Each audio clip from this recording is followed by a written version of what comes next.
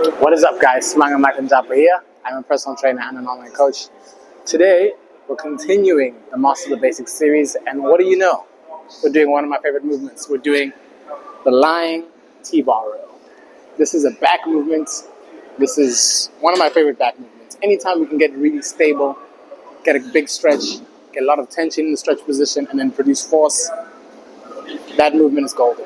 So today, this is the movement we're going to go over. So let's do it. Okay, so with this one, it depends whether we're trying to bias a certain part of our back. Because I'm trying to do more upper back today, I'm going to hold these up here.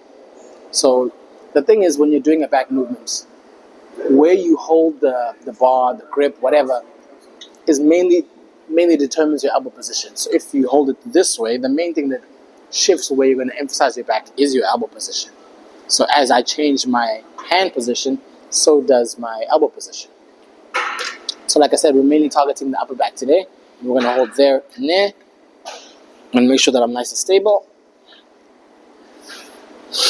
Deep breath in. And then I want to make sure that I open up my scapula as much as I can on the way down. Close them and drive up. 3, 2, 1. Open, close, and drive. 3, 2, 1.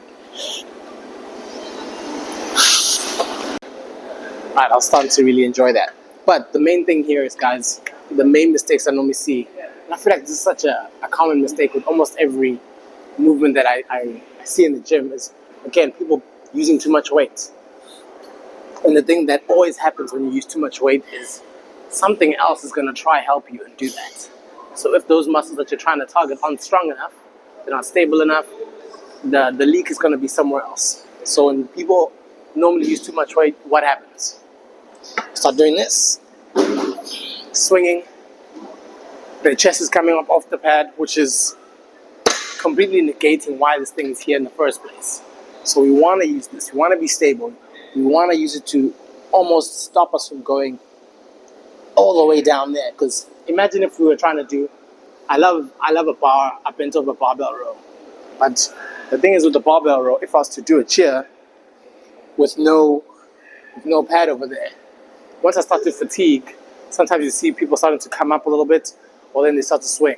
But the advantage here, and I've always talked about it, where if we're stable, we can produce more force. We want to use this. So if it means lowering the weight and looking a little bit less cool to whoever, then do that. But you're going to have a better looking back at the end of the day. Okay, so the other thing, we talked about how people normally lift their chests up, so we don't want to do that. We want to make sure our chest stays on the pad. The other thing is when people start to fatigue, or maybe they just don't know, because we're targeting our upper back, we want our elbows to stay high. We don't want them to come in here. If we're doing like a dumbbell row kind of thing, then that'll be different. But we're trying to target our upper back, so these need to stay up there.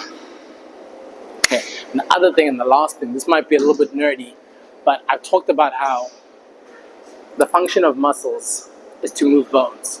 So even when we're training, think about it this way. You're training the function of your muscles under load. So the function of your traps and your upper back is to open up and close this area. Open, close. So when we're doing this under load, we're doing the same thing. Just now, the only thing is now we're holding load. And we're moving the load and using the load to do and perform those contractions. So just think about it that way. Whenever you're doing anything, it's about moving the muscle or moving the bone from A to B, and that's the function of muscles. Okay, the last mini point that I want to make, thanks to our camera lady, is when you're performing this, just make sure your head stays looking where you're lifting, if that makes sense. Looking towards the weights. You don't need to do that. You don't need to look forward and look at your gym crush over there. You just need to focus on what you're doing, looking down, do your reps, go really hard, really close to failure, and you will see great gains. Guys, thank you so much for watching. As always, like the video, subscribe to the channel if you haven't already, and I'll see you here when I make the next one. Feel free to comment in the comment section below what you'd like to see in the future from me, and I'll do my best to bring that to you. Thank you guys for watching.